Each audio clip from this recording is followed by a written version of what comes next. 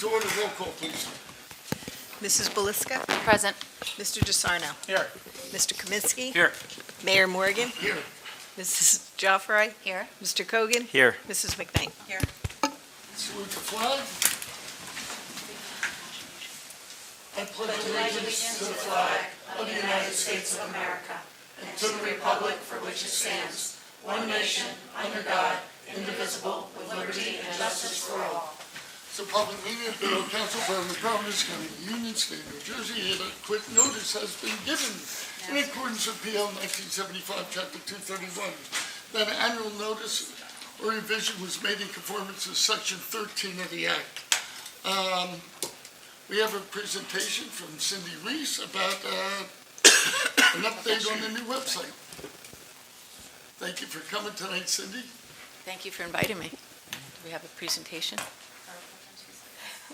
So we've been working very, how many varies was that? Very hard on the new website, which we're very pleased to announce will be launching on July 5th. As a reminder, this is what our current website looks like. It was last redone in 2015, so we've been overdue for a refresh. This is what the new website will look like. This is a screenshot of the homepage, and you can see that it has a much cleaner look. It's much less cluttered. The navigation is simpler, and it's quite different than our current website. The new website has a lot of features that we don't have. First and foremost, it's ADA compliant, which is very important. It has a very intuitive information organization with the way that we have action buttons and tabs across the top. It has a very robust search and advanced search capabilities. We have searchable news and calendars so you can search by keywords and dates. There are graphic buttons for quick access for information that's most often used on our website. There's an alert bar capability that if there's something happening in town, we can have an alert bar just on the homepage or on every page of our website as people scroll through. It has adaptable design for phones and tablets so that as you move from your laptop to your phone to your iPad, it will adjust and look good. And it can be translated into 132 languages. Wow. Yep.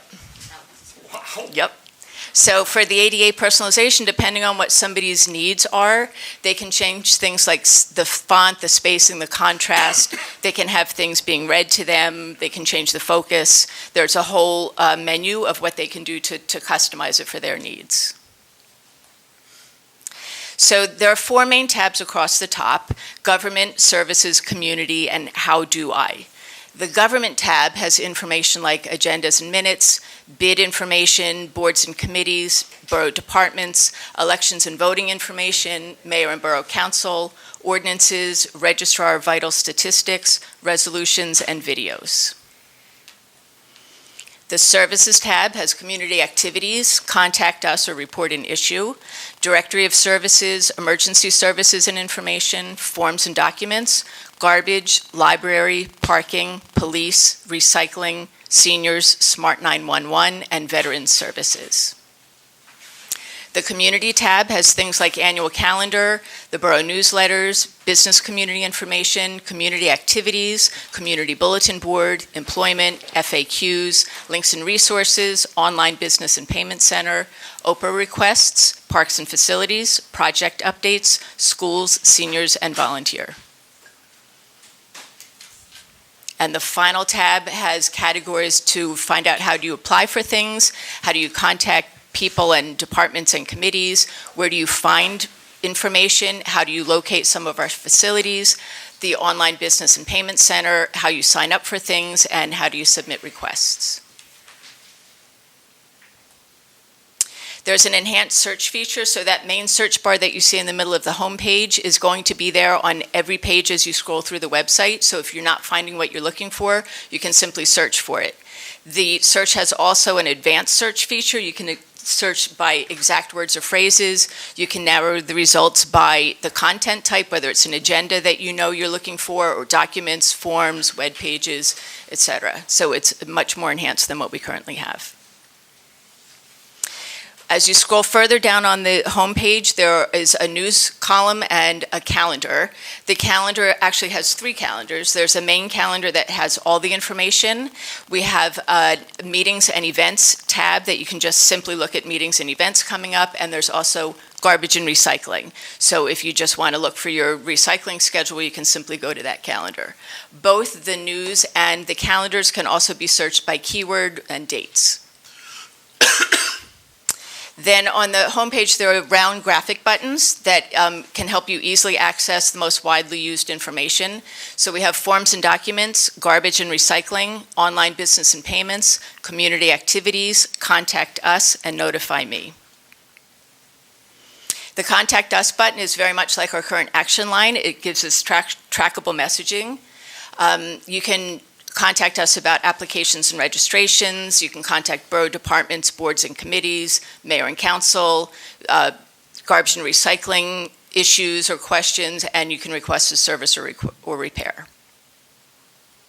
Notify Me is something new. Users can create an account and then subscribe to receive various updates, things like tax reminders, upcoming agendas for our boards and borough council meetings.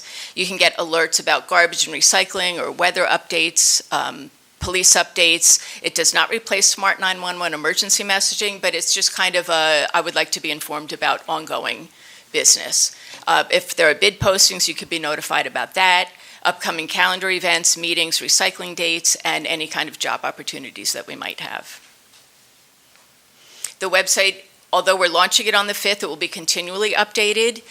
We'll refine it as we go. We think that it's great as we launch it, but like everything, as we start to use it, we'll be tweaking it and changing things, and we appreciate everyone's patience as we go through that process. And we would like, if anybody finds any errors or issues, please contact us.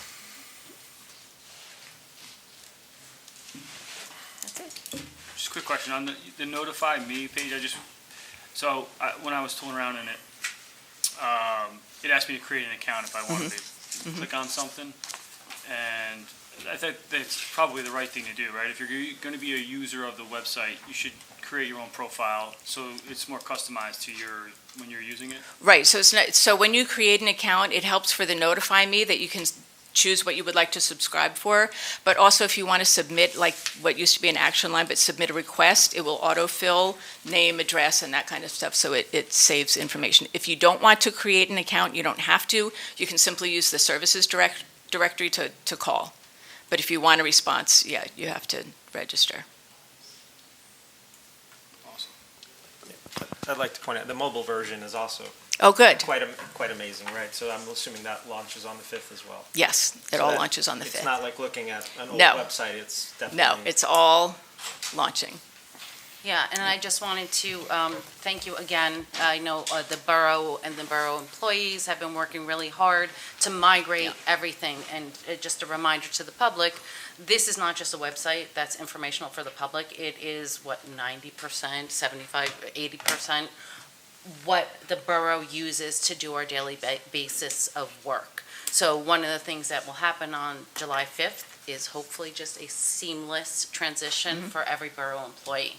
And I know that we're also going to be working very hard to look at every single tab and go through that with the borough, and Cindy's working really closely with us. And just a shout out and thank you to all the people who've already reached out to us to tell us, other council members and myself, what they like, what they usually use, which I think is represented by some of the buttons in addition to the analytics. Yeah. So. I would just like to echo Councilwoman Bliska's thoughts and thank you again for your hard work Thank on you. this, as well as the Communication Committee. You've done a wonderful job, I think, and look forward to utilizing it. The one question I would have, though, is this was a great presentation. How do we get this word out to the community so that they know that our website is the authoritative source for information? Because that's where the best information is. And I think sometimes people go in different directions, and I think it's important they know that this tool is out there for them. Well, we're always reminding people the official sources of borough information, the website. It's in all the newsletters. It's on the downtown bulletin board. We'll probably have an article posted on the website and on tap about the new website coming up. But I mean, for people who use the website, they're not going to, one day they're going to log on and see this, and hopefully they'll just continue using it like they do. Yeah, it may be an opportune time to have a real campaign as far as making sure that the community knows that this resource is out there and they can become familiar with it. Thank you. Great. I think that's a good point, because even this week, with all the paving that went on and the milling and people, no matter how much information you get, I was getting phone calls and saying, I'm not really the guy that can help you. Right. You really have to contact the administration, or you go on the action line, or contact DPW, because they're the ones who are handling the people who are doing the paving and milling. So it's just an easier way, and you'll get a quicker response if you do that. So I Well, think this is great. the good thing about It's a big improvement. Yes, and the good thing about the new website is they can check off notify me about road updates Yeah. and just get subscribe and get the updates as we post them. Right. I think a lot of people will like that. Yep. It'll just come directly to them, either That's by right. text or by email, right? Whatever they choose. Yeah, so you can get 15 emails on, or That's right. 15 different notifications on the same piece of information if you want. Yeah. Yeah, we've come a long way. I mean, I know our website, years and years ago, was won awards for the information that we provide to the public. And there were communities that were, praising us, right, for being so Yep. abundant with, all of the information that we share with the public, right? But pretty much everything's an open book, right? So you can log into our website and there's tons and tons of data. Sometimes too much, right? Sometimes it got to a point where, there were links to dead spaces, right? Things of that nature. And I've been on this committee 2 out of 4 years, and I know that of those 3 of those 4 years, we've pretty much been working on to get to where we're at. Yes, this has been a Not very because long it was- process. Mostly not because it was very difficult to get to this point. There were other extenuating circumstances, right? Right. Our original web provider was someone that we thought was going to help us, and that didn't work out very well, and we had to basically start over, and all of the departments, right, had to literally go through all of the information, Yes. right, which was a lot of stuff. Some of it, relevant that needed to be up front, some of it not so much relevant that needed to be in the back, and so they did a lot of work across. It was the board. really a Herculean effort by everyone at the borough. All the departments went through all of their information, all of their files, all of their pages. Agreed. Yeah, so I just want to say thank you very much, and for everyone that was involved for over the years, really, because it was a lot. And Thank you. I'm really looking forward to it. And like you said, it's, I'm sure people will be trying to do things on the new website and say, hey, this didn't work, or this isn't, and please, come right to the source, right? Go right to us on the website. Just contact us. Say, hey, I Right. just noticed this, or does this look right? Right? And we're happy to look at it and improve it even more. But again, it looks awesome. I'm really excited for it for the community, and thank you very much for everything. Thank you. Thanks. Thank you. Thank you, Cindy. And I Thank you. guarantee somebody won't like it. Okay, let's move on. We're going to go a little bit out of order, because I want to welcome Rabbi Friedman here. Ave, thanks for coming, and Sunil, our diversity chairman, thank you. I see Elena's here, and, it's great, and I need a motion for Resolution 205, please. I'll make a motion for Resolution 205. Second? Second. Roll call, please. Mrs. Belisca? Aye. Mr. DeSarno? Aye. Mr. Kaminsky? Aye. Mrs. Joffroy? Yes. Mr. Kogan? Yes. Mrs. McKnight? Yes. Okay, Alf, I want you to come up and, you're gonna read it from there? I didn't print one out. Here. I can, Okay. Oh, wait. It's attached to the. It's this right here. right here.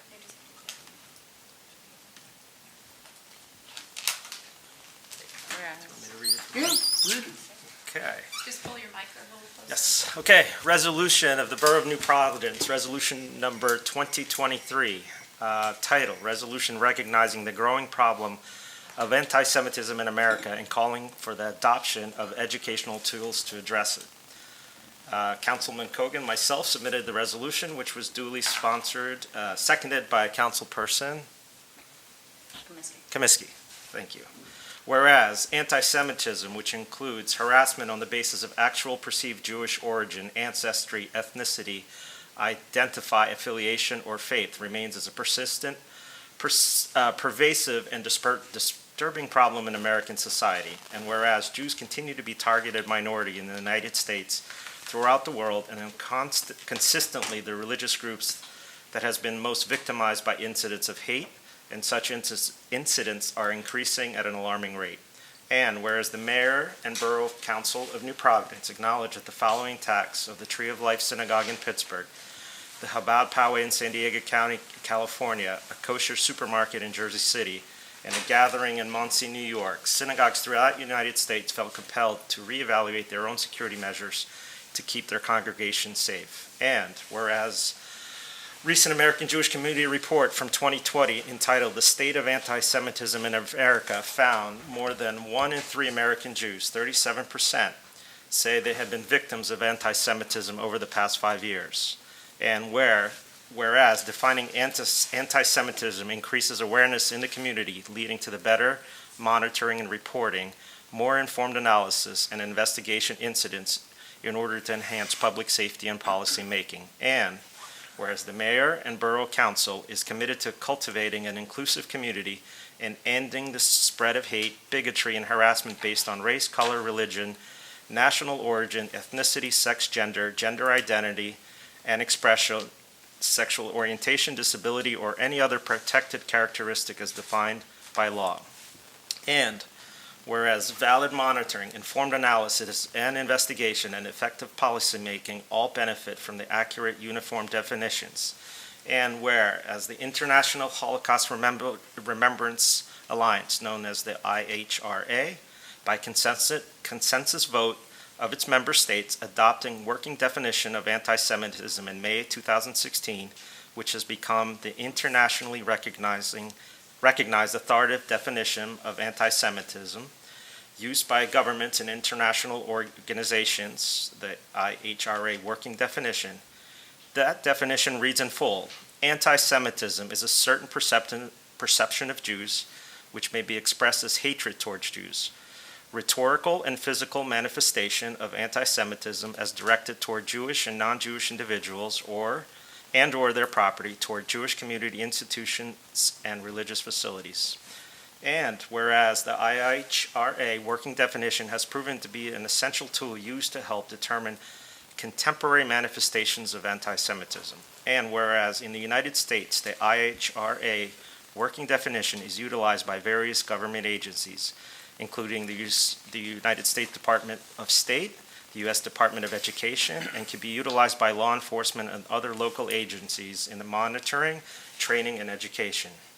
Now, therefore, be it resolved by the Mayor and Borough Council of New Providence, New Jersey, that Section 1, the Borough Council of the Borough of New Providence endorses and adopts the non-legally binding International Holocaust Remembrance Alliance, IHRA, working definition in full. Section 2, the Borough Council of New Providence will work to ensure that the IHRA working definition is available as an educational resource for all borough departments and staff responsible for addressing anti-Semitism and other forms of discrimination.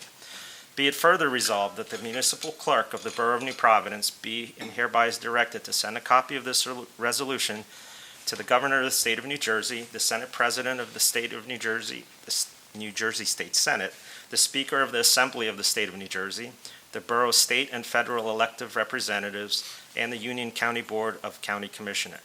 Be it further resolved that the proper borough official be hereby are authorized to take whatever actions are appropriate in the execution and discharge of this resolution.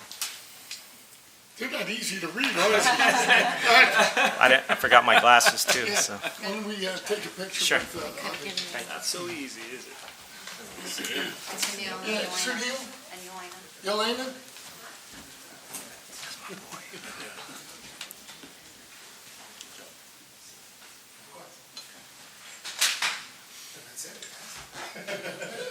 Let the hands before you write it.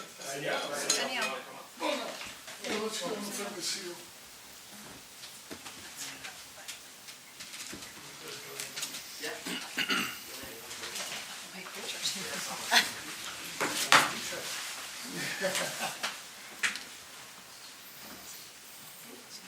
chances are. I don't know tonight. I'll take you. Okay, thanks. Thank you. Thank you very much. Thank you very much. Sure. Thank you so much. Thank you. Thank you. I won't be long. I know how long these meetings can go, regardless of town or borough. So, Mr. Mayor, Mr. President, members of the council, thank you for allowing me to speak this evening. Although I'm not a resident of New Providence, I feel a special connection to the borough. As there's no synagogue within the borders of New Providence, many Jewish residents find their way to my congregation in Summit for worship. And I've been honored to be a part of New Providence Interfaith Thanksgiving service since its inception. And of course, the interfaith menorah lighting at Faith Lutheran might be my favorite moment on the calendar. The food's good too. It's true, it's true. So I just want to say we can't fix the whole world, right? But we can make a statement right here in our little corner, and that's what you've done here this evening. We have made a statement against anti-Semitism. We know that anti-Semitic violence always starts with anti-Semitic words and anti-Semitic ideas. How many times have we heard people say, oh, I'm not anti-Semitic, I have Jewish friends. And so by adopting a resolution like this, clearly defining what anti-Semitism is, allows us to say, no, sir, no, ma'am, your words are anti-Semitic and they are dangerous. So thank you for giving our community this tool, which will raise awareness and hopefully bring a modicum of safety and confidence and comfort to the Jewish community. Thank you. Thank you, Rabbi.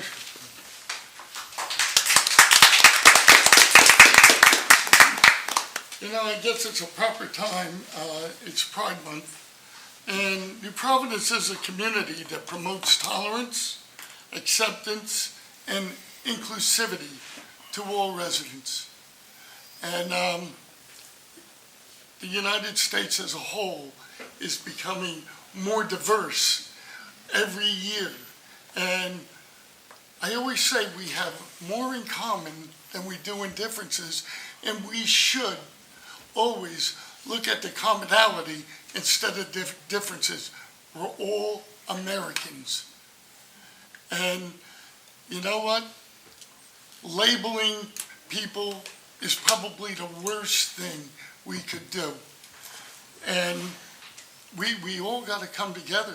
This country is pulling apart. And I think we really, really have to look at where we're going. And, you know, we always said after 9/11, you saw this country come together as one. And somehow, over the last 22 years, we've lost that. And I think we have to get back to basics. You know, liberty, justice, respect for all. And that's what it's all about. Sunil, your committee, Diversity Committee, has made great strides in this town. Unity Day has been growing and growing and growing for the past 5 years. And I remember the first year, you said, Mr. Mayor, we didn't get the turnout we thought. And what did I say? Every year it's going to get bigger and bigger and bigger. And you know what's really good about it? Is that I see our younger generation getting more and more involved. And it's really a heartwarming thing to see. So at that point, that's all I have to say. Does anybody else want to say anything? No? Okay. Once again, thank you, Rabbi. Thank you. Look forward to seeing you soon. Okay. Let's go to correspondence. Jersey Central Power and Light, verified petition to increase composite rider, RRC rate, New Providence Fire Department, membership leave of absence for Jessica Sieb, New Providence Fire Department, membership resignation to Van Lynch, and we want to thank him for his cooperation and his volunteerism. Union County Clerk, public notice of meeting schedules. Any comments? Seeing none, we'll go to council business. Pete, community activities. Resolution 2023-185 is a salary resolution appointing Callie Pucci as a STEM class counselor for the summer camp program at a rate of $15 an hour. Resolution 2023-186 is a resolution appointing Beth Conti as part-time program coordinator for the Community Activities Department for the Borough of New Providence. This is a resolution appointing Beth as part-time program coordinator at the DeCorso Center at a rate of $20 per hour, not to exceed 25 hours per week, beginning on Monday, August 14th. That's it. Thank you. Okay, thank you. Engineering. Engineering, thank you, Mayor. Resolution 2023-187, approval to submit a grant application and execute a grant contract with the New Jersey Department of Transportation for the Maple Street Improvement Project. This is the 2023 NJDOT grant project that will address drainage issues on Maple from Central Avenue to the train trestle. The grant application seeks to reduce the width of Maple from 40 feet to 32 feet, from Central to Mountain, to accomplish traffic calming on this section of Maple, in addition to working in conjunction with the 2022 SRTS grant to allow sidewalks to be placed between Central and the Fells Way. Resolution 2023-188, a resolution to adopt procedures for administration and inspection of federal aid highway projects. This is adopting a policy entitled New Providence Borough Procedure for Administration and Inspection of Federal Highway Projects, in conjunction with administering the 2022 SRTS grant. There's a memo from the Director of Planning and Development. This is for 3 purchases of part of furniture replacement and upgrades to the second floor in the Municipal Center that was planned in the 2018 through 2021 capital budgets. Resolution 2023-189, resolution approving purchase requisition for Global Furniture Group in the amount not to exceed $5,310.48 for office furniture under the ESC&J contract 22-/23-08. This is requesting permission to purchase 10 conference room chairs for the second floor conference room.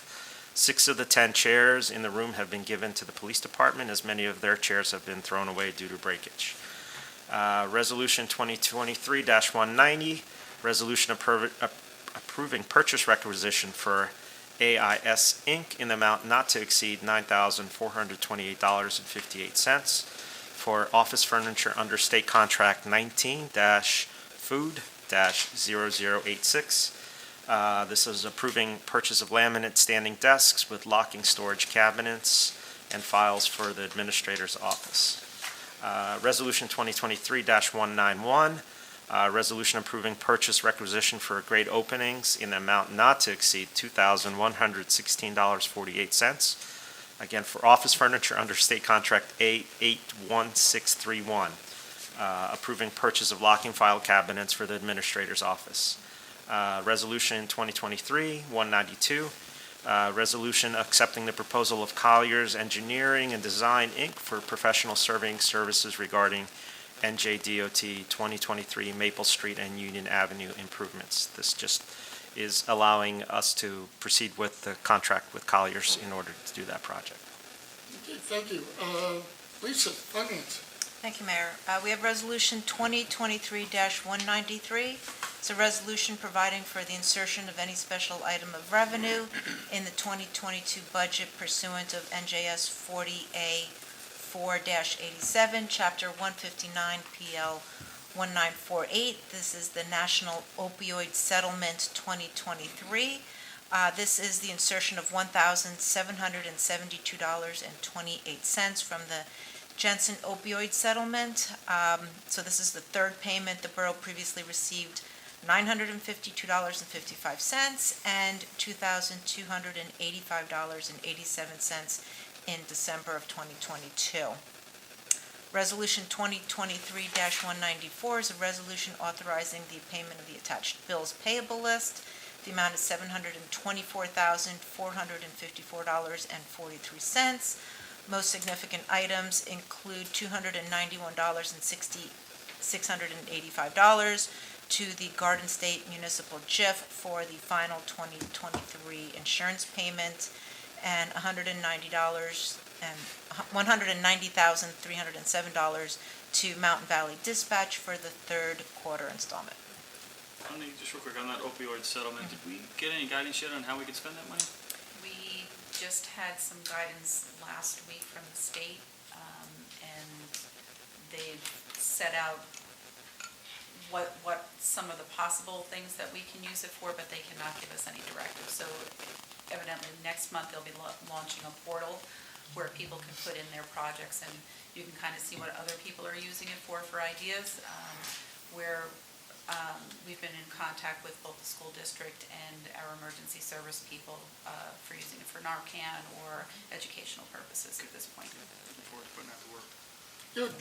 Okay, Resolution 195 is the issuance of a plenary retail distribution license to Wine Outlet. 196 is appointing Kevin Gutierrez of the Police Department for Step 7 on the guide. 197 is the purchase of Central Square for $9,815, and that's for records management for the fire department. 198 is authorizing consulting services Scott Ruff, and he is going to help us. He was instrumental in the formation of the shared dispatch. Since we're going to county dispatch, he is going to consult us leading the Mountain Valley Dispatch Center. 199 is purchase requisition for Enforcers Inc., and that's that's for the police department's records management system.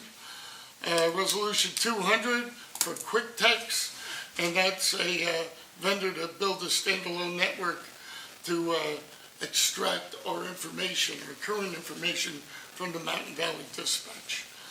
Resolution 201 is Motorola Inc., and it's approving 6 additional digital radios for the fire department that is from the 2022 budget. Okay, Public Works, Alex. Thank you, Mayor. Resolution 202, resolution advancing Michael Giamella to Step B in the Public Works Department of the Borough of New Providence. Approving Michael Giamella to advance to Step B on a salary guide as approved with the collective bargaining agreement. Mike started as a roadman in DPW in May of 2022 and has successfully acquired his CDL Class A license. Resolution 203, resolution advancing Ali Dennis Kurdu to Step F in the Public Works Department of the Borough of New Providence. This is approving Ali Dennis Kurdu to advance to Step F on a salary guide as approved with the collective bargaining agreement. Resolution 204, resolution approving the application to the New Jersey Department of Agriculture, Division of Plant Industry for a 2023 spotted lanternfly chemical treatment grant.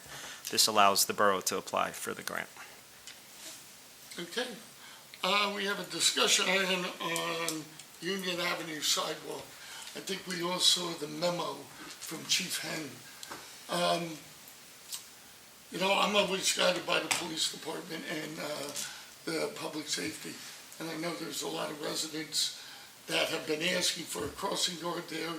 And, as you read, that he figures it's most effective to put a sidewalk there up to the crossing guard up at Hillary, which quite honestly makes sense. There's a sightline problem with that curve over by Klein Boulevard.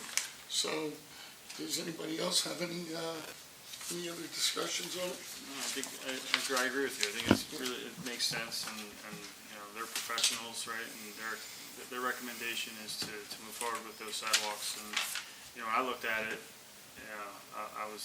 this is a no-brainer in my opinion. There's a current crossing guard at Hillary, correct? Yes. Yes, but that sight line, if you recall how the street goes, it zigs. Oh, Yes. that's true, yeah. So that is, where they want to move the sidewalk. So the crossing guard is at Hillary. This will direct the children from Klein Boulevard up to Hillary. The residents originally wanted the crossing guard down at Klein Boulevard. Yeah, that But doesn't the make problem sense. there is the sight line. So it's safer for the students to walk up to Hillary and go with the existing crossing guard. Yeah, as a pedestrian, you don't see the cars, No, you don't. and as a driver, you don't see the pedestrians. No. So The that's the That's a same safest problem call. exists over at Pittsburgh Way Yes. on Springfield Avenue. And I know, I guess you sent it, the action line to the police department about, the resident once said, well, we have flashing beacons, we have advanced beacons there, and he said it's dangerous for kids to cross there. Well, he's supposed to be walking down to Maple Street where there's a crossing guard. It's only a block away, so, there's only so many crossing guards. They're hard to come by, to be honest with you. But that makes sense too. Stay on the sidewalk, walk an extra block or so, and go where the crossing guard is. Okay. Committee reports, I just want to say we've met with the police department, fire department, and we've discussed about leaving the dispatch center and going with Union County. All things are a go. We talked about this crossing, and we also talked about the Arrive program, and that's working out very well. They've been in our police cars a couple times already. We haven't gotten any calls for it, but it seems to be working out very well. The only other thing I just want to say, and I brought it up previously, was the paving. If your street's getting paved and something gets messed up like the Belgian block or the landscaping, the paving company, they mill it, they pave it. Then they have another crew that comes back to fix any broken Belgian block, and they have another different crew that comes back to take care of the landscape, okay? So if you have a problem, please contact the Action Line or Department of Public Works so they can put it, and we have it on record, and they can take care of it at the appropriate time. That's all I have. Diane? Thank you, Mayor. Well, we talked about communications, and again, kudos to our borough employees that have worked so hard. And just remember, everybody, to be patient. They are our friends and our neighbors. Legal and regulatory, we are working on the cable Comcast franchise agreement, so we're working hard on that. We're still researching and gathering information. Just to remind everybody, there will be a public hearing in September at our Borough Council meeting in September. In the meantime, if anybody has any comments or wants to provide any information about their experience with Comcast, please reach out to myself or Pete DeSarno. And the Downtown Improvement District, we had a meeting today. You might notice some construction vehicles in front of Starbucks and Chipotle. They are actually paving that, which was probably now and usually during the rain a muddy area. That will become pavers, and there will be bicycle racks. So anybody who has kids who drive their bikes down there, please remind them to park their bikes in that area once the bike racks are there. And then also kudos to the DID because they sponsor many events that we do in New Providence, including the soon-to-be summer concert series. So, support local. Pete? Okay, some big stuff from community activities. The borough will host the annual fireworks celebration on July 3rd. A DJ will be live at MP Fuel starting at 7 o'clock. South Street will be closed for sidewalk chalk and giveaways, and the fireworks will be launched when it's dark at approximately 9 o'clock. 9 o'clock, that is. Recreation summer programs are in full swing. There's still room in some of our more popular camps, including playgrounds, soccer, tennis, and cricket, and registration is open on Community Pass on our recreation website. That's it. Thank you. Thank you, Pete. Matt? The planning board was canceled this week, so nothing further from them. I did want to note on the dispatch. So some of the things that we've approved today, we've budgeted for as part of the transition, and it's actually even under budget of what we budgeted, which is great. And just remind everyone that once we move over to the new dispatch, right, the new dispatch in Union County will be charging us significantly less than what we were paying for our shared services originally. So that's all good news. I just wanted to mention that. But other than that, the news is as usual. Thank you. Nadine? Sorry, that's my second child. She has, even though I put the phone on mute, I have that feature where she still breaks through, so I What? just text it, yeah. That's a thing? That's the thing. I didn't know that. You can Yeah, I set, don't want to know it. you can set certain contacts, so even if you have them on mute, Didn't know that. yes, so, sorry. Hopefully she gets the I'm in a meeting message. So, thank you, Mayor.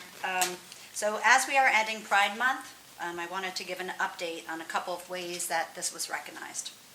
So our focus was on awareness and education. Our Municipal Alliance worked with our Recreation Department on student outreach. They reached out to the GSA, which is the Gay Straight Alliance, at the high school, and provided information for them about Hudson Pride.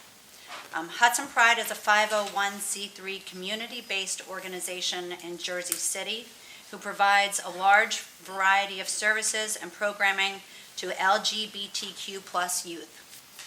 We also offered to create programs for them here in New Providence, but they did not have the ability to do that this year, as the club leadership were seniors and busy with year-end events. We are aiming to work with the new president next year at the club. We will also be teaming up with the Diversity Committee next year to add to the programming and possibly either as a part of our Unity Day or a separate event or larger awareness campaign. The GSA was invited to Unity Day this year, but again, due to senior activities, the leadership could not participate. In addition to that, there is a flag on the door of the recreation entrance to the Municipal Center. Thank you to Allison Smith and Liz Lee for all of their efforts. Other events were also available to our residents. Union County held a Pride in the Park event in Plainfield this last Saturday, and Summit had an event in June as well. So I hope our residents took advantage of those great opportunities. Very often, we do collaborate with other towns to just give our residents the best opportunity to have events as possible. On a separate note, I wanted to highlight Adams Shopping Center and thank Joe Savino for the rainbow light display that has been up all month in awareness of Pride Month.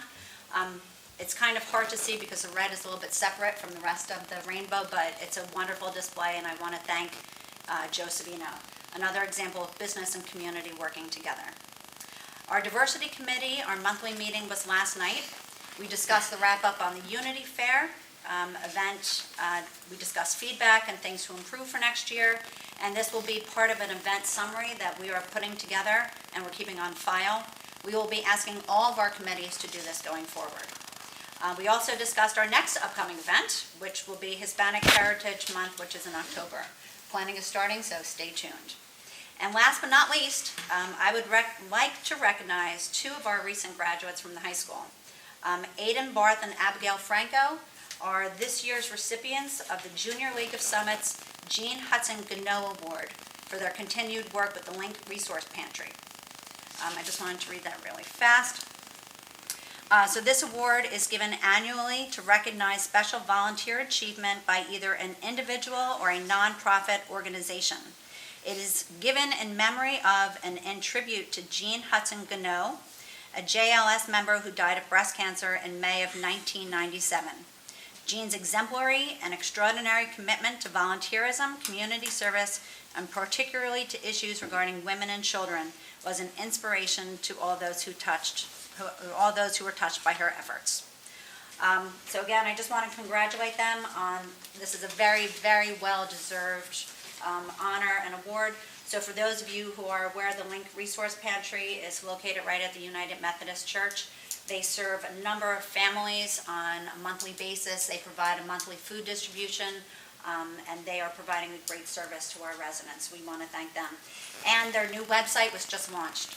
So anybody who needs services, or if you know of anybody who needs services, please refer them to linknj.org. The website is outstanding and would be a great tool for anybody who needs it. So again, congratulations to Aiden and Abigail. And that's enough for me. Okay. Can I add a little Yes. bit Yeah, just yeah. to that? And not, OLP has a sandwich ministry, and we just broke 200,000. Yeah, that's right. But we donate weekly to Link/CSA. So there's another community tie-in, and it's a great opportunity. And the third tie-in is CSA does monthly funding Yes, to they Link. do, they do. So, And that's so instrumental because now they are able to provide fresh produce, they provide some meats. So from the very beginning of when they did their distributions to now, it's taken off greatly. And I think the retail value of the distribution is almost $200 for each family that gets that. And it's they in town. In town. It's in-town New Providence residents who need assistance or close by. And it's just an outstanding service. So we're so proud of those two recent graduates and can't wait to see how much better and bigger that service gets. and as part of the community garden, we also donate fresh produce to That's true as well. OLP Yeah. and to Link. So thank you to all the gardeners Tie-ins that have So much everywhere. have synergy. excess So much produce. synergy, working together. Alex, Just on the engineering and public works, as you said, Mayor, I just want to reiterate the amount of paving that's going on through town, whether it's the borough doing the paving, whether it's the PSENG or the water company. It's a mess most of the time, but the end result is phenomenal, just driving through town. Also, shout out to Ralph. I saw him personally directing traffic, yelling at the paving company, and really getting stuff moving along. So I know the cliche is no pain, no gain, but it is very difficult, inconvenient, but the end result, I think, is phenomenal. So thank you, everyone, for your patience. I am amazed, really, with the way Bernadette and Marie, the engineer, have worked with the utility companies. You know, utility companies will pave half the road. That's horrible. So you've been working, getting the whole road, all the roads paved with the money we have, so. And the other thing, Mayor, as you said earlier, please call if there's a problem. Yeah. They're willing to fix it. It's not, Yeah, right. the more information we can provide, the better, so. Right. Okay. And PSA don't speed on these new nice roads. Lisa, Alrighty, I'm going to start with the library board. So at the last meeting, we received a correspondence from some residents that filed what we would call a request to reconsider library materials. And the library board, or the library director, and the Library Association does have a policy that we follow, and that's why when we read the correspondence here, we kicked it back to the library. So I just kind of want to touch on that a little bit. So the policy is that the library director, Stacy Maish, she collects 3 published reviews. She completes a written analysis of the book, and then she forwards that to the collection review committee. I was part of the collection review committee. There were 3 other residents on that committee with me. We read the book, we reviewed the materials, we discussed the book under consideration, and we met with the patron. Now, we had 2 requests. One patron did come in and meet with us, the other patron never did follow up with us. So after a lot of thoughtful consideration, the committee did recommend not to remove the materials from the library. The bottom line is that we felt that individuals should be trusted to make their own decisions about what they read. Yes, parents should be aware of what their children are checking out of the library and what they're looking at. One of the issues was the placement of the book. They wanted it moved to, right now it's in the young adult section. They wanted it moved to the adult section, but that would be counterintuitive. That would actually put the book closer to the children's section. Where it is right now is the perfect spot. It's as far away from the front door as it could possibly be. And to be honest, the book just has very little traction up until when I was the first person that checked it out. We've had it since September. No one really was that interested in it. But the bottom line is that the public library's purpose is to provide free access to information for everyone without restriction. And we're not going to stand in the way of that. So that was and the library board then voted collectively, and it was a unanimous decision not to remove that book. So that was that. Also, as far as the library goes, I know I love to tout like all the great things they do. So right now they have a photo display. 40 artists have taken pictures from around the world. These are our own residents. They're not professional photographers, but if you looked at the work, you would think they were professional photos. They're stunning and they're beautiful, so please go take a look at them.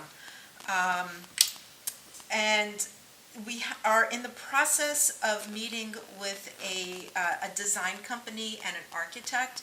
We're undergoing a conceptual planning design to kind of reconfigure the library a little bit. So the goal is to improve resident or patron engagement, community involvement, inspire folks to come into the library and use it a little bit more. So maybe like some huddle rooms, we've really listened to what our residents are asking for, and we're going to try and incorporate that into the new design of the library.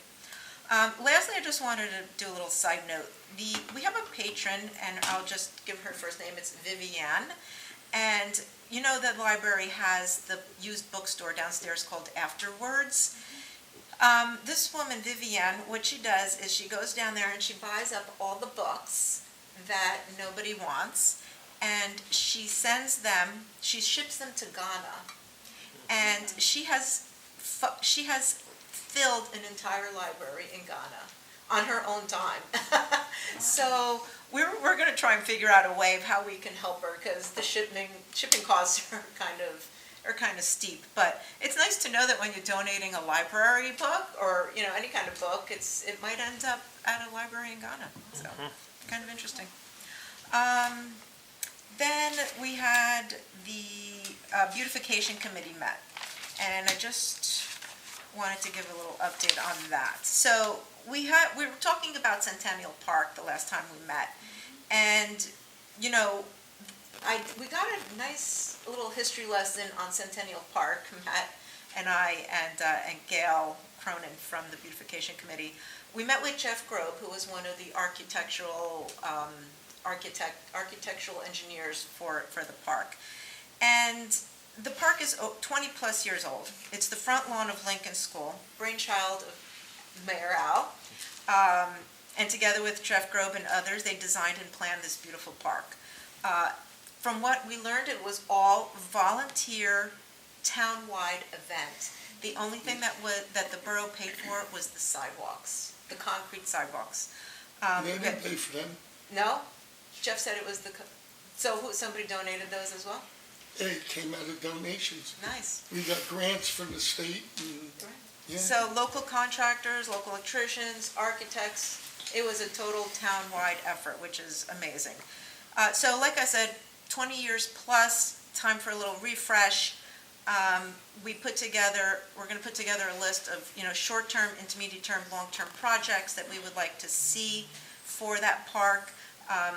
Immediate is the gazebo is slated to be repaired, hopefully before the concert series starts, so that would be nice. But some of the things that we looked at, and this is in no particular order, cleaning up and trimming the trees, maybe doing some lights or up lights around them, clean up the framed in mulch areas with some fencing, plant perennials with lots of color that don't need a lot of care, because that's the problem, getting the stuff watered, so something that thrives without too much water.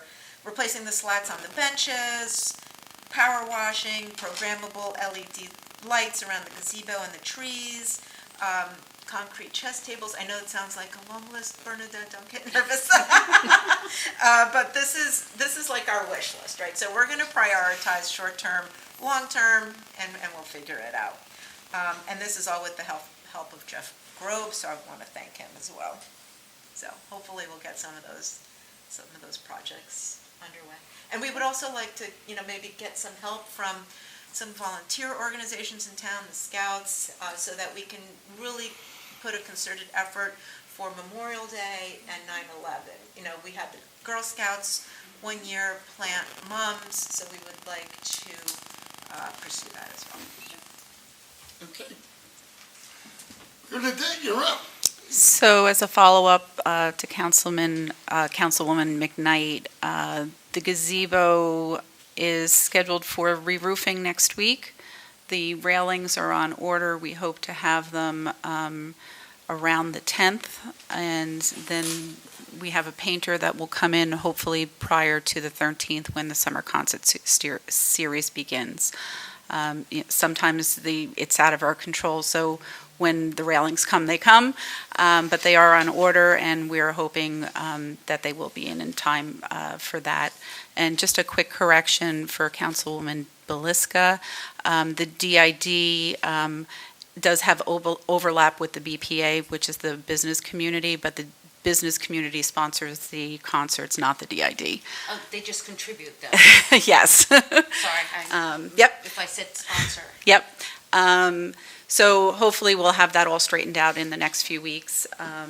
And then paving, as we just continue to talk about, we're hoping, weather permitting, that will wrap up this week.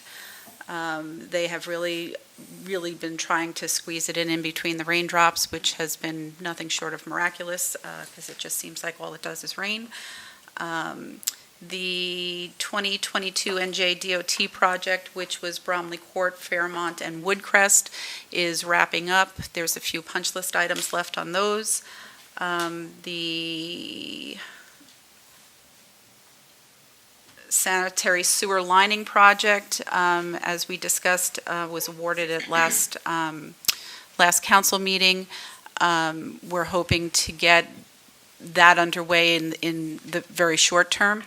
And we also have a Borough Hall sanitary line replacement project that is underneath the shared dispatch center that we need to take some corrective action on. And then the 2023 NJDOT grant should be getting shortly, as well as we're doing a shared service with Summit for the Division Avenue project that they're spearheading.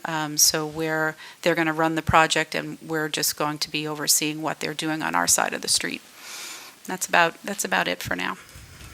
Since the name Division Avenue. Exactly. Okay, it's the opportunity to the public to be heard. Anybody wishing to address council? Yeah, Mike.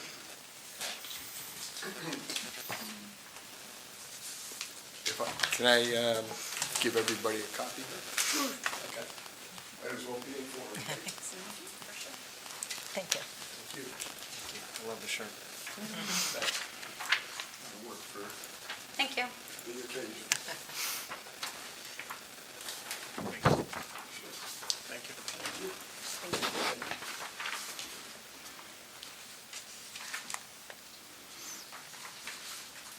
Okay, thanks for giving me the opportunity to present to you. My name is Mike Baumer. I live in New Providence. And what I'm here to talk about is that pickleball is one of the fastest growing sports, if not the fastest in America.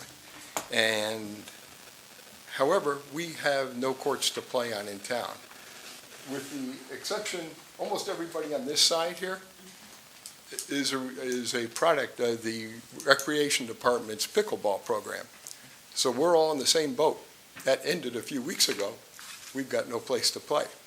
So anyway, what I wanted to talk about was one of the other towns' solution, one of our neighboring towns' solutions to this, which is a pretty simple solution. The town I'm going to talk about is Madison. They've got 6 pickleball courts, they've got 6 tennis courts right next to the high school, all right? That's where the high school tennis team plays. All of those 6 tennis courts are also marked for pickleball. So you've got 2 pickleball courts per tennis court, all right? But the point is, these are the high school plays on these tennis courts. They also can play pickleball there. So I'm thinking if Madison can do it, we could do it. And it's just honestly, it's just a matter of painting pickleball lines. So you'd have 2 sets of lines there, one perhaps white, one perhaps yellow. And that's all it is.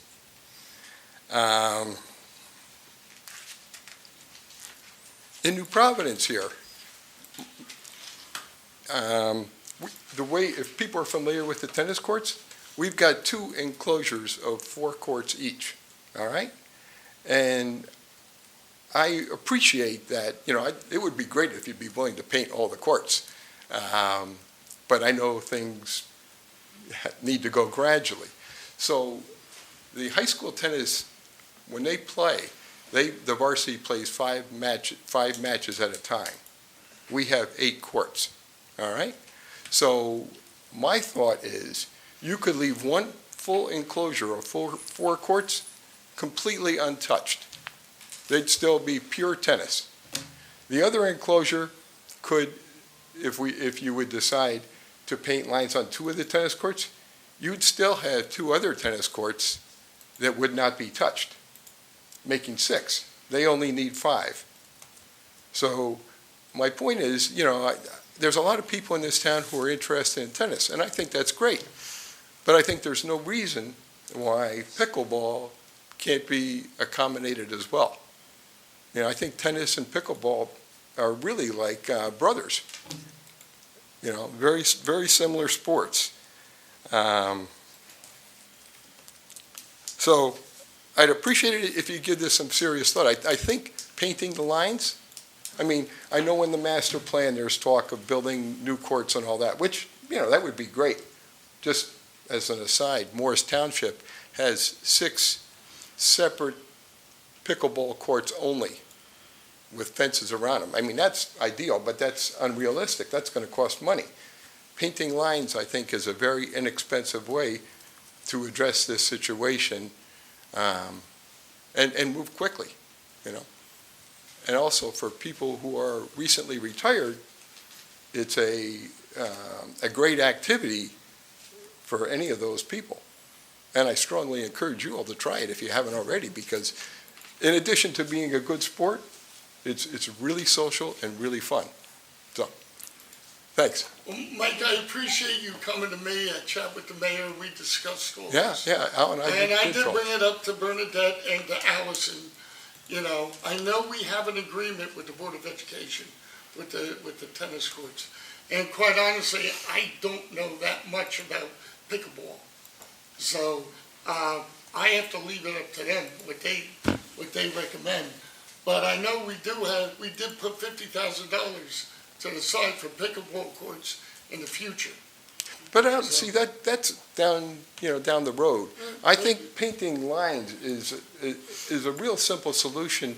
And my point is, if one town can do it, then why can't another town? And it's not just Madison. You're going to hear very shortly, Westfield is doing exactly the same thing as Madison. So, May I comment real quick? So I'll just comment. So my wife happens to be the head boys tennis coach in New Providence. Oh, okay, good. So just on the comment on the 5 courts, most of the time you're right. For the varsity players, they need 5 courts at any given time. But sometimes there's more.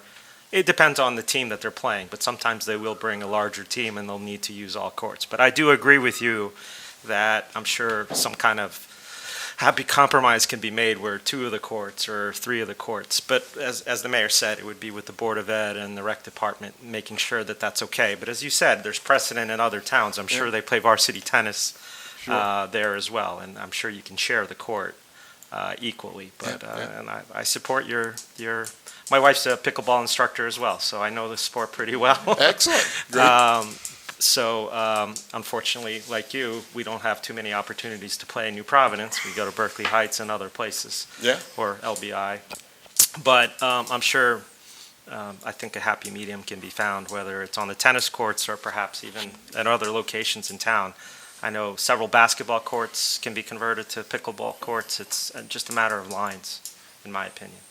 I don't think it's as good of a solution, but there is that basketball setup that's next to the pool. That, something fenced in. That looks to me like that's a pretty popular program, and I just leave that the way. If I was calling the shots, I'd leave that the way it was. Paint some lines. No matter what we do, I think you will be fighting with the purist tennis players that don't want to give in yet and move to pickleball.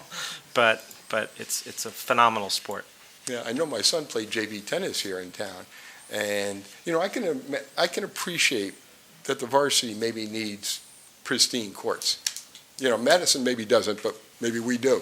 But the point is, I don't think the JV does, Just need a net and lines. You're absolutely right. So I think there's a lot of room for compromise, so hope we can get something done. Okay, Mike. Thank you. Thanks. Hey, Councilman Cogan, just as a matter of full disclosure, that New Providence team you cited is a championship team, if That I'm is not a mistaken, championship. correct? Thank you for noticing it. Hi. I'm here I'm an avid tennis player, and I learned to play pickleball through the rec program this year, and it's really a great program. It's easy to learn. Excuse me, It's good. can you just state your name and address for the record? Sure. Thank you. Carol Leonardson, and I'm at 58 Fairmont Road. Thank you. And just earlier today, I was playing at Tatlock. Tatlock is double-lined for tennis and pickleball, and it was really it's not a problem. It just seems to work. Initially, it's a change, and change is hard for people, but I think, if it's approached positively, that I think double lining can work. The peak times, Mike asked me to talk about, just to talk about how busy the courts are. During peak times, the courts are stuffed. At night, they're full. And on the weekends, all the times that the reservations are available, the courts are really busy. So, again, maybe the capital allocation for the dedicated pickleball courts could be really used. And I don't know if I said it, but aside from being a good thing for seniors because it's so easy to play, it's really good for families too, because you can get young kids out there, parents and kids. It's really an easy sport for families to play together. So, but I also wanted to comment, we recently had our road redone, and whoever did our road did a great job. We don't have any storm drains, and so when it would rain before, we didn't have curbs, and whenever it would rain, we just have big fat puddles. And so as they were doing this, we're like, there was a plan that the water was all going to flow one way and go in this little paper stream. And with this rain, it's working great. So whatever company did our road did a really good job. We've spent a lot of money on roads and trying to take care of the storm management piece, so, yeah, it's good to hear, thank you. Yeah, and I think there's different companies doing different pieces. Yeah, that's what I was trying to say, the different crews that go. Yeah. Like Savannah does one, or Top Line or whatever, and then they have a landscaper come in, and they have a Belgian block guy come in. Yeah, but I just wanted to particularly say whatever crew worked on our Yeah. road did an exceptional job. Good, I'm glad to hear that, thank you, And Carol. then, may I just do more things? Sure. Yeah. About the website, if you have this notification thing you can sign up for. Yes. If you could put minutes on there, I think that would be very helpful too. I'd read them if they were coming to me. It will have minutes. Will it? right? Okay, I didn't see that on the list. I think it's Yeah, agenda it's- minutes. There's minutes for every board and. Right. But like in the No, an alert. notification, A like it notification. said, you could get a notification. Right. I'd read them if they were, coming to me more regularly. And I also, I don't know where affordable housing was going to fit, but I think that that's becoming a pretty hot topic, and people are very sensitive to what's going on. And so if that was, somewhat prominent, that might be helpful. Yeah, I think there is affordable housing on There's a it. section there. But Whole section. the 2025, the state is going to review it, so Yeah. we haven't yeah. heard anything yet, so. Yeah, maybe you have plans, but I just thought I'd Yeah. mention. Thank you. Anyone else? Yeah, Bobby. Wow, this is weird being on this side. Bob Lesnowitz, 117 Sherwood Drive. First, it's a great idea to have both sides of the road done because Sherwood wasn't done that way. You and I knew it. And we were like, there wasn't budget in the town, so one half of the road is falling apart and the other half is sort of falling I apart. have that on Greenwood. Yeah, so I think it's great that makes sense. Yeah. Pay a little bit extra money and they're doing half of it for You have free. to reallocate a lot of things, but Yeah. Bernadette's a wizard at this Yeah, kind of that's great. stuff, so. That makes a lot of sense. So on, two things on the pickleball.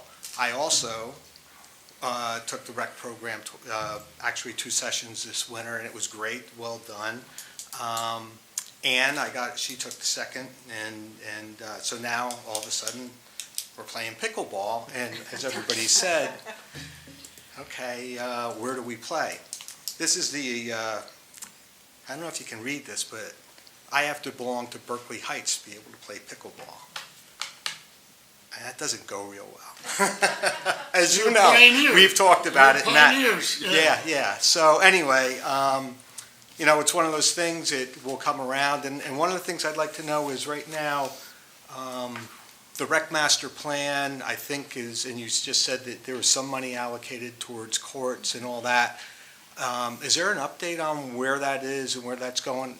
We would put it by the tennis courts because they're already Yeah, done. yeah. Next So- to But I mean, in the next to sense of hitting wall. timing, and, because I know you and I were speaking, and I knew you're looking for some grant money, but it'd be good to just get an update once in a while on where the direction that's going, I guess.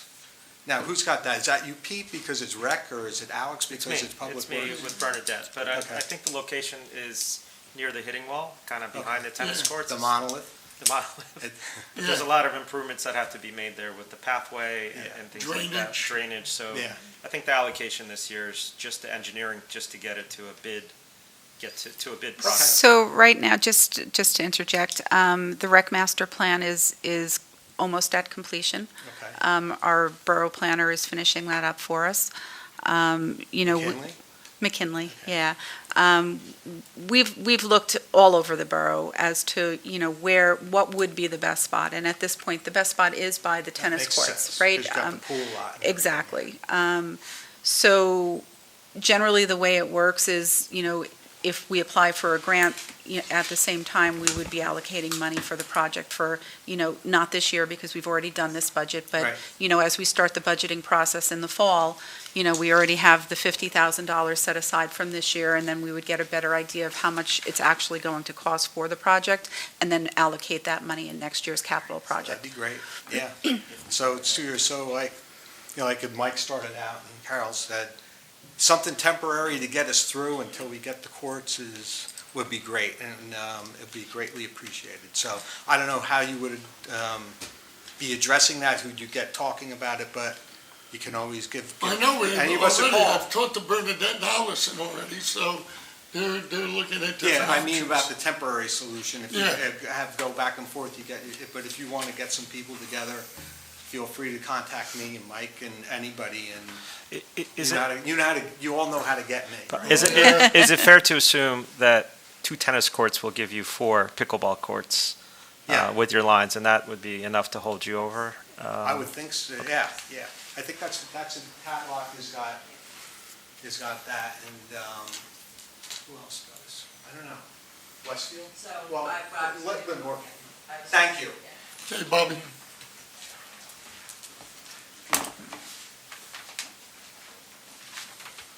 My name is Lenore Kiss. I live at 165 Sagamore Drive. I too am new to the rec department's pickleball, and it's really been an incredible, just wonderful. But prior to that, I've been playing for 4 years in Westfield at Tamaqua Park.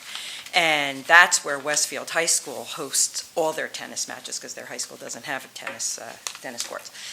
Their solution, they painted the courts, they painted the lines within the tennis courts, but we have to use a tennis-size net. We don't have the lower net, if you will, although our rec department, I think that's from the rec department, those portable nets. So we could bring our own and place them where they need to be. But just to get started, and I'll be honest, I play every Wednesday at Tamaqua Park, and we play on tennis courts, but within our lines.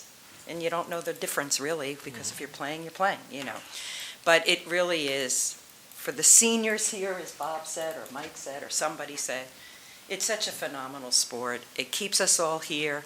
I started to come back and see people I haven't seen in years because our kids are out of the school system. And even that part of it is just like, wow, I mean, this is like really lovely, And it makes you feel part of the community again. Sometimes you get away from that when your kids are not here anymore. So if there's anything that we can do to help or just get a few courts going and stay here, that would just be wonderful. But that's Westfield's solution, what they do, so. Okay, thanks so much. Thank you, Lenore. I'm so excited to try pickleball now. Like, you're really hyping it up, really. Lisa, I really wanna I'm learn. hearing a fundraiser for beautification. Yeah, I gotta figure out how to get this in there. Chime in. Sure. My name is Lee DeVita. I live at 30 Kendrick Road. Both my husband and I really enjoy taking the rec lessons in New Providence. So we took the beginner, and then we took the intermediate, and then the problem is, where do we play? So you gave us the instructions, the but we taste. need a place to go. So we're paying to be members in Berkeley Heights. Berkeley Heights has figured it out, other towns have figured it out, and I think we can too. Because to wait for funding to build separate pickleball courts, that might be great, but what in the meantime? Why not just stripe a couple courts? That's what other towns have done. And you're giving instructions, so give us a place to play. Thank you. Thank you. So in Berkeley Heights, Mike, correct me if I'm wrong, they have, or Mr. Lesenwich, they have a lockbox where they keep all their nets, or no, they don't do that anymore? It's open now? Okay, They just have portable nets. got it. That has been donated by the manufacturers. Gotcha. But there's 2 courts that have been dedicated. Right, I know those, yeah, to pickleball only. So assuming for the 4 courts, if we, hypothetically speaking, if we allocate 4, or reline 4 courts, would you bring your own nets, or would you want us to store nets there, or? Yeah. Well, you said that Westfield uses the tennis nets. That's Westfield. Yeah. That means I mean, yeah, that means you have to take nets down and, No, if they use that's the, pretty easy. yeah. Go ahead. Yeah, at Tatlock Field in Summit, they have nets that are right there on the stand, so all you do is roll them Roll right them out. over, okay. Okay? They've got 4 of them that way. It's interesting that you asked, though, about Madison. Madison does it a little differently. Remember, they're the ones with the 6 tennis courts and so potentially 12 pickleball courts, painted. They've got a shed where they keep their portable nets, much like the ones that are in the rec department here. Mhm. They're just in a bag. You bring out you go in the shed, you get the bag, and then you put up the net and take it down when you're done, obviously. Gotcha. okay. And I think the nets run, I'm not a great shopper here, but maybe $60 or $70 a net for a decent net, but something in that ballpark. So, thanks. Thank you for all your suggestions. We always encourage people to suggest ideas, and it's great to see all you guys come out and suggest this. So, So who's we'll teaching all of research. us? Yeah, Is there I know. enough Well, for each of us? Like as I said, pickleball's been on the radar, so, It has been. I mean, I'm not oblivious, and council's not oblivious that it's the up-and-coming sport, so I might even do it, Yeah, maybe. we can do like a council against mayor. I know, Yeah, I bet. I have someone that can teach. Yeah. Okay, anyone else? Yes, Alan? Alan Swanson, 47 Overhill Road. All I have to say about pickleball is Carol has encouraged me to get involved with pickleball, and once I get off my bicycle, I'll get over there. Which brings up that when I ride around in different towns and I drive past the tennis courts in Mountainside and all over, there's a lot of pickleball going on, I can tell you that. So, anyway, I want to talk about the library board first. Well, we have nothing to do with them. I just want to make a Okay. comment. Well, yes, you do. You appoint them, and they're here. But they're a separate and, entity. and Lisa. Okay, go ahead. And what I wanted to say is, I went to the meeting, and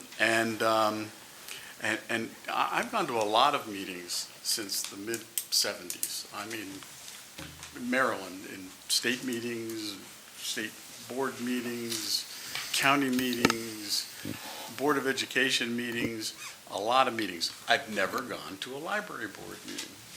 And this was really quite a wonderful experience. Just a really a great group, working very well together. And coming up with a really excellent result in terms of the issue that Lisa mentioned. And I told them that. I think it's particularly good, and what I said there was that in New Jersey, well, across the country, but in New Jersey as well, and not far away from us, there are groups that are moving towards trying to ban, restrict books, and even discussions of history and what have you. So I think that the decision that they made there was excellent. One thing I wanted to add was that the board also expressed their resolve, I guess I would put it, that they had no intention of entertaining the notion of banning books in the future, and we're considering, going to consider a resolution in the future similar to ones that have been passed by a number of library boards and states, basically saying that we're just not in favor of the notion of banning books. So I look forward to that discussion in the future. And I thought Lisa did an excellent job of presenting the committee's report at that meeting. The second thing I'd like to talk about is the last meeting that I came to, the individual who spoke. I've brought up a number of years now that I have a rather severe hearing loss, and I'm pretty much dependent on I am dependent on my hearing aids, and pretty much am functionally deaf without them. I didn't understand most of what he had to say at that meeting. I mean, if you noticed that I moved over here, I was hoping to get a little bit better view. I have brought this up many, many times. I'm not sure what you want me to do. Should I raise my hand? Should I stand up? What should I do? When Matt, I hate to bring you up, but when Matt talks from the back of his chair, it's hard to understand what he's saying. Some of you have no problem. I've mentioned that in the past.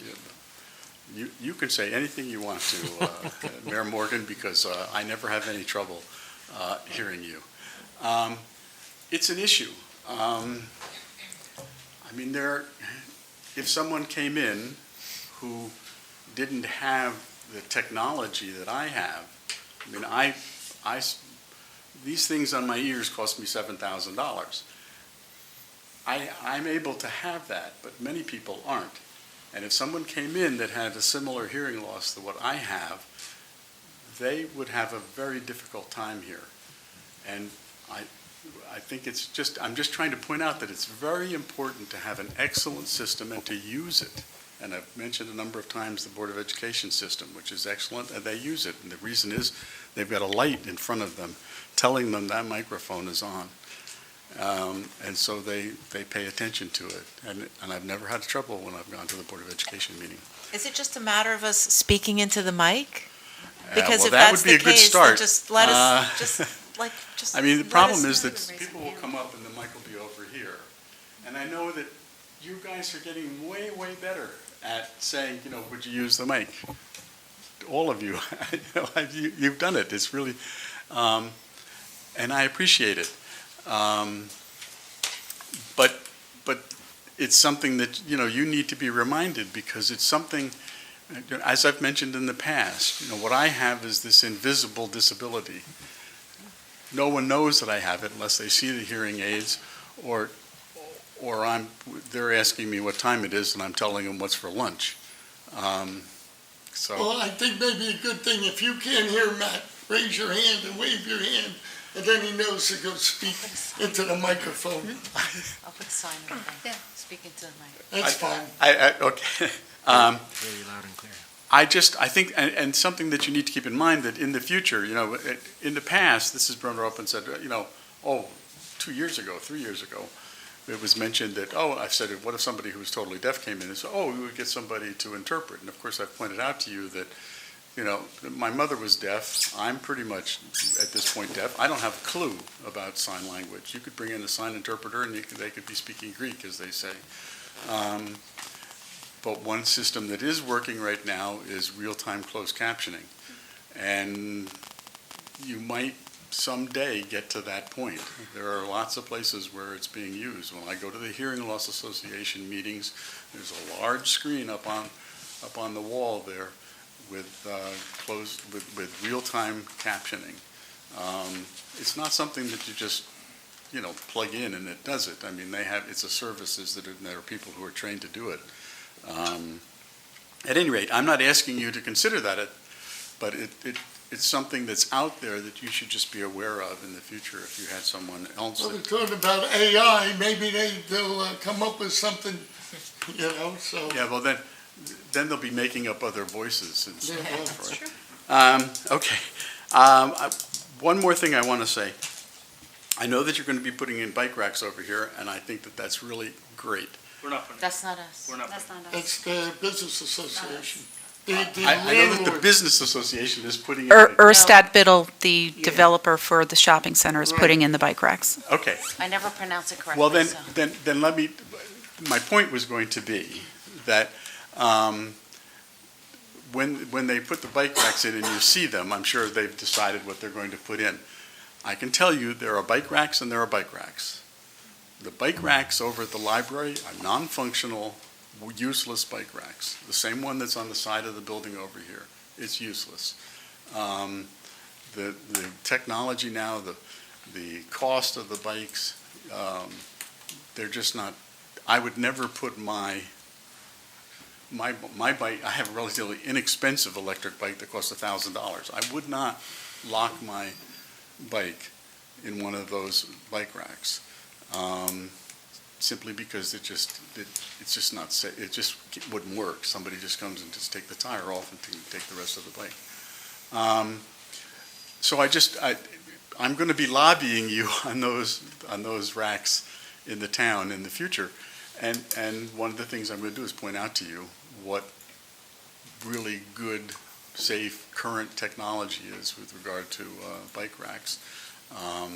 So that was the only thing. I just wanted to use the opportunity, the fact that they're actually putting them across the street here, and we'll see what they end up with. Hopefully they're going to be really good ones. And that's it. Thank you very much. Thank you. Anyone else we should? Or not? Sure.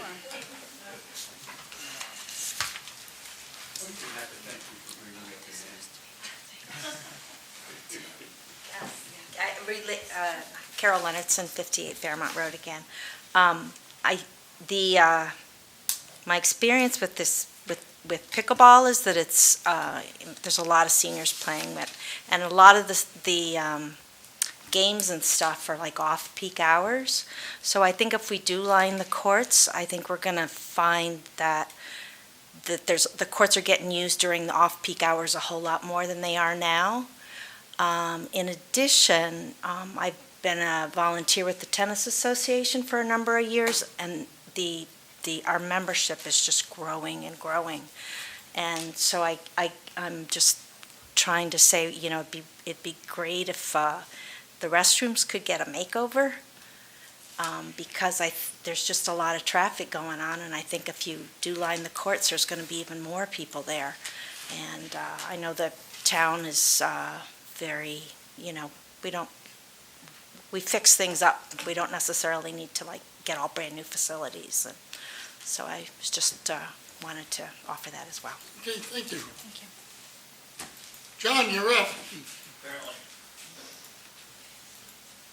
Hi, John Kane, 54 Midvale Drive. Good evening, kids. There were a couple things I just wanted to bring up tonight on resolutions 194 and 198. First one was the list, and Councilman McKnight did a good job of highlighting the two big issues, but for the last resolutions that I've seen that I looked at going back months, that resolution says there's always an attached list, and there's never an attached list. So I would ask in the future that you have that attached list so we can take a look at it. That's item number one.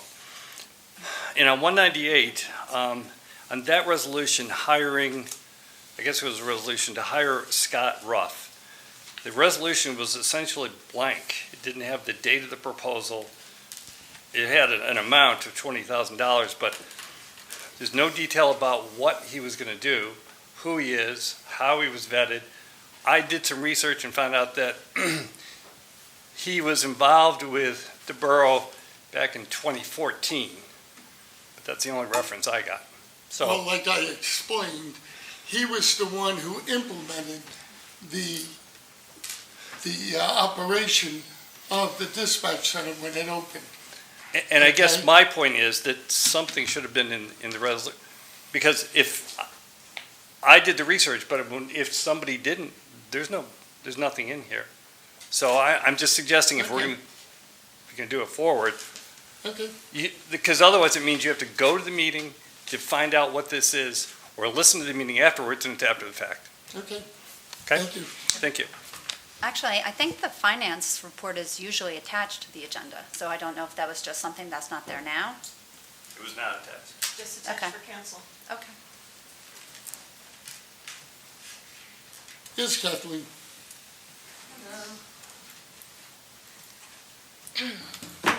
Kathleen Dolan, 12 Laurel Drive. First of all, I'm so excited about the website, so I can't wait for July 5th. I want to be your first customer. It looks really great, and I'm sure there will be bugs like there is with anything, but it's a really much, 100% improvement from what I can see. And thanks for doing that presentation. So that was helpful. Completely switching gears, I would like to speak to the issue of gun safety in New Providence. There was a gun violence incident 3 days ago in Summit. On Saturday morning, June 24th, a group of men had an argument that led to one of the men taking a loaded gun out of his backpack and shooting another man 3 times. I read that the victim was in critical condition after surgery, and the perpetrator was subsequently arrested in Plainfield. This is another in a series of concerning examples of how our area is being impacted by the soaring rate of handgun permits, concealed carry permits, and overall firearm possession, both legal and illegal. On June 4th at Veterans Park here in New Providence, the mayor and several council members attended a Wear Orange gun violence awareness event with over 50 New Providence residents, a student, a gun violence survivor, and New Jersey Assemblywoman Linda Carter. We talked about how the situation is impacting the community. We talked about the fact that guns are now the leading cause of death for children and teens in our country, and the third leading cause of death for children and teens in New Jersey. This should be very worrisome for all of us. In 2019, there were only 29 handgun permit requests and 28 handgun permit approvals in New Providence. Since the pandemic began in 2020, do you recall how many handgun permit requests and approvals there have been in New Providence? We talked about it at Wear Orange, but it's hard to remember because it's so shocking. 460 requests and over 400 approvals. That's on average 5 times what we saw just 4 years ago. What about concealed carry permits? Prior to the 2022 Bruin decision repealing the requirement to provide justification for concealed carry permits, New Providence approved at most 1 per year. Do you recall how many concealed carry permits have been approved since then? It's more than 18. So obviously the huge spike in the prevalence of firearms in our community and the recent gun violence incidents around our area create a public safety issue that should be on everyone's mind. So I'd like to ask if you could please provide an update on any borough-led initiatives to promote responsible gun ownership in our community. Well, what do you suggest? Well, I'm asking you the question. Well, I'm asking you a question. You're talking about laws that we have no control over. Gun laws are done by the federal government and the state government, not by the municipalities. So we just have to follow the law, and I'll hand that over to Mr. Rizzo. Am I correct in that?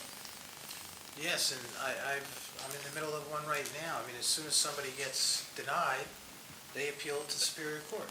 Right. And I've noticed in the last two appeals, they go to the same law firm who specialize in getting people guns. And I can tell you, on the current one, we had one court appearance, went back in chambers with the judge. First thing the judge looks at me and says, well, you got a tough one on this one. The court decisions have gone so much toward gun ownership. It's very, very difficult. And there's really not through, the chief of police has an investigation. The chief of police makes a determination. And it's just very difficult to deny. And when you do deny, then they take it up, and then the courts allow it. I don't know what we can do. Kathleen, So, go ahead. out of the permits that you mentioned that spiked up, how many of them are new permits? Or are they, I believe every time you get a new gun, so they're not an original owner, it could be getting a second-hand gun or a third-hand gun? Mm-hmm. Yeah. But there's no way of knowing, are they new or just people adding on? No, well, no, unfortunately, there's no, 'Cause it'd be universal interesting to know how many registry. people that never had a gun got a gun. I mean, you can get a permit approved and never buy a gun. Right. And then it expires, and then you've got to get Reapply. another permit. But you could maybe decide not to buy the gun at all. So this is, indicative of probably most of those people intended to buy a gun and they bought one. I would agree. Is there like, after you get the permit, then you purchase the gun, do you have to register your gun? Absolutely. So then, There's no database that you can get through Oprah or anything to find out how many guns are actually out there and who owns them. I think what really happened is that during COVID, people got scared. They didn't know what was going to happen. They saw these riots in the cities, people screaming defund the police. They didn't know what to do. And they got scared. And they went out and purchased guns. As a municipality, a local government, there's nothing we can do except follow the guidelines, and I know the chief has. And he kept me informed. He said gun permits and domestic violence went up exponentially over COVID. So, I mean, we were aware of it, but our hands are tied. There's nothing we, as a council, can do. We have to follow the state and federal laws. I mean, myself, I don't even own a gun. I've never fired a gun. I never saw a need to. I mean, if I have a problem, I know I have police there within 2 minutes. But, there is a Second Amendment, and the courts rule a certain way. If I like it or not, it doesn't matter. I have to abide by the Constitution of the United States and by the state of New Jersey. So that's where we're at. Mm-hmm. Okay. So as Mayor Al said, we do look to residents for suggestions. Mhm. Do you recommend anything within our guidelines and within of what we have the capabilities of doing? Sure. I mean, I belong to Moms Demand Action for Gun Sense in America, and there's a million things you can do that don't involve laws. So a lot of it is around education and communication, trying to avoid accidents. Some of these things are happening unintentionally. Securely storing your weapon. The weapons are out there. It's rare if somebody's going to get rid of it. But as long as it's in your home, it's dangerous. So,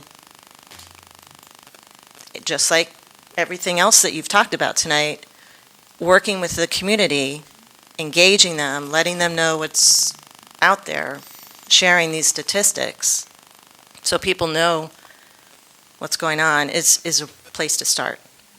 But, I just wanted to know if you had actually started looking into some of the ways to try to convey these messages yet. But I understand what you're saying.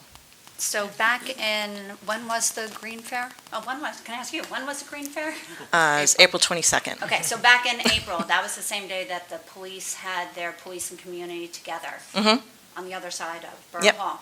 They were giving out handgun locks Yep. that day. And I don't know if that came with literature as well that went with it. but Yeah, they I gave were them giving that some out. gun locks So and some literature. Our police have been giving out literature and handgun locks. Mm-hmm. For years. For years, That's but been happening particularly for the years most and years recently and that years. I recall, that was done at that event. But I think, to Kathleen's point, we should engage the chief of police to see Yeah. what measures he could take Mhm. in educating the public. Okay. And I know a lot They of have people started who, in the state of New Jersey, has some of the toughest gun laws in the country. And I know some people who are gun owners are very particular with how they treat their guns, and, they go overboard. So, with being careful and education, and if you have a gun, you go to all those training classes, so. If the police are already handing out locks, they might be the best way to approach it is through the chief. Definitely. So they've already started with doing that, so I'm sure they have other things as well that they're working on. So we can research that. Okay. Thank you very much. I have a suggestion related to what this topic.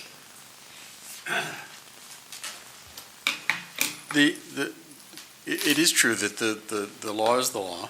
And the reason that we're in the situation we're in is the Braun Supreme Court decision that in New York that influenced concealed carry, and basically said that you can pretty much carry your concealed weapon anywhere. And the New Jersey law was passed that said, restricted that rather significantly, where you could carry the concealed carry weapons. And then, of course, the judge overruled portions of that, and that's going to continue in the courts, and we'll see where that ends up. So that, and reinstating, the New Jersey law prevented you from bringing a concealed weapon into a church, into a restaurant, into a bar, into some sporting events. And the judge overturned that, portions of it, and said that, yes, you can take it into a church, yes, you can take it into a bar with alcohol, and yes, you can take it into a restaurant.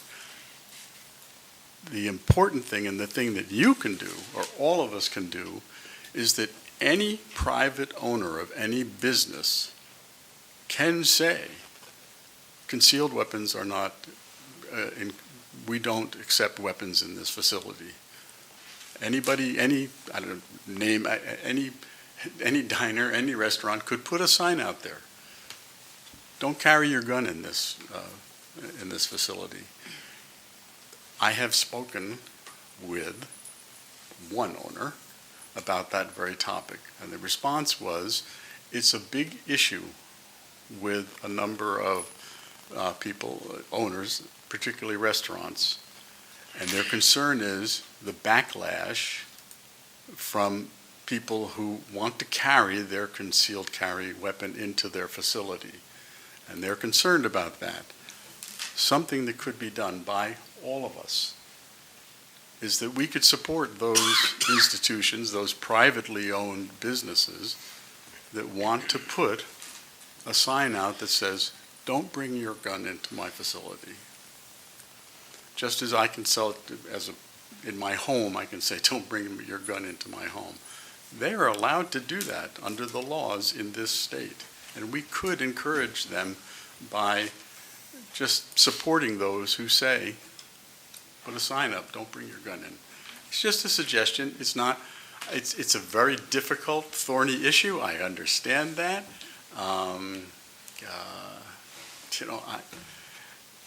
it's just difficult, but that is just one thing that I know that the concern on the part of the business owners is the backlash that they would get. And if we were just saying, there's no reason why we need to carry a gun into the church. I mean, in Alabama, they want you to carry a gun into the church for some reason, but I don't know in New Jersey that we feel that way, so. All right, thanks a lot. Thank you. Thanks. Anyone else wishing to address council? Seeing no one, I declare the public hearing closed. I need a motion on items 1 through 20, please. So moved. I'll second. Roll call, please. Mrs. Belitska? Aye.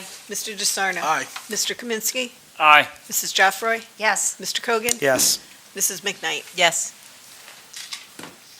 Motion for adjournment? So moved. All in favor? Aye. No? So be it. And before I leave, happy Independence Day to everybody, and enjoy the fireworks here on July 3rd. And thank you for your comments tonight. And pray for no rain.